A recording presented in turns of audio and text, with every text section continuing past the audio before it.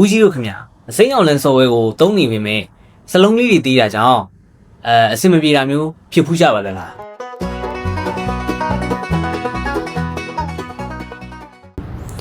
စိမ်းအောင်လန်းမိတ်ဆွေများမင်္ဂလာပါခင်ဗျာဒီနေ့မှာတော့ပေါ့နော်ကျွန်တော်ကအစိမ်းအောင်လန်းစော်ဝဲထဲမှာပေါ့နော်စောင်းပါးတွေဖတ်ရှုတဲ့နေရာမှာဒီစလုံးအကြီးသေးကိုရှိန်ညှိနိုင်တဲ့နီလန်းလေးကိုမျှဝေပေးသွားမှာဖြစ်ပါတယ်ဆိုတော့ပထမဆုံးအနေနဲ့ကျွန်တော်တို့အစိမ်းအောင်လန်းစော်ဝဲတွေကိုဝင်လိုက်ပါမယ်ခင်ဗျာ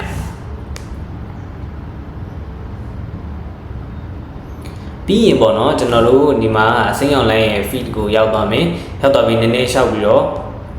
ဆွဲလိုက်မယ်ပေါ့နော်ဆွဲလိုက်မယ်ဒီမှာကျွန်တော်တို့ဆောင်းပါးလေးဘလော့ကိုစတွေ့ပြီးရင်ကျွန်တော်အဲ့ဒီဆောင်းပါးလေးကိုတစ်ချက်နှိပ်လိုက်မယ်ပေါ့နော်နှိပ်လိုက်ပြီဆိုလို့ရှိရင်ပဲကျွန်တော်တို့ကဒီညာဘက်ဆုံးရဲ့တောင်လေးမှာပေါ့နော်ကကဆိုပြီးတော့ပုံနေရလေးရှိရပေါ့နော်အဲ့ဒါကကျွန်တော်တို့ရဲ့စလုံးဒီ font အကြီးလေးကိုပေါ့နော်ကျွန်တော်ရှိန်နှိတဲ့ဟာလေးဖြစ်တယ်ပေါ့နော်ဆိုတော့ကျွန်တော်ကကဆိုတာလေးကိုတစ်ချက်နှိပ်လိုက်ပါမယ်ပေါ့နော်ပြီးရင်ကျွန်တော်တို့ကဒီပိုကြီးဆိုတာလေးရှိရပေါ့နော်ပိုကြီးဆိုတာလေးကိုကျွန်တော်နှိပ်ကြည့်လိုက်မယ်တဖြည်းဖြည်း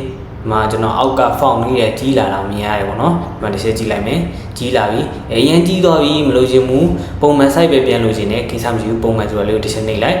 ဒီကျွန်တော်တို့ font တွေကပုံမှန်ပြန်ဖြစ်သွားပြီဒီထက်သေးချင်တယ်ကိစ္စမရှိဘူးပိုသေးဆိုတာလေးကိုနှိပ်လိုက်တို့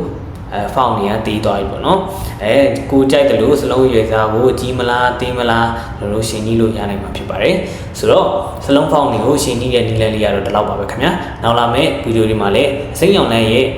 အသုံးဝင်တဲ့လောက်ဆောင်ချက်တွေကိုထပ်မံပြီးမျှဝေသွားမှာဖြစ်လို့ဆောင်မြင်ကြည့်ရှုပေးကြပါဦးခင်ဗျာအားလုံးကျေးဇူးတင်ပါတယ်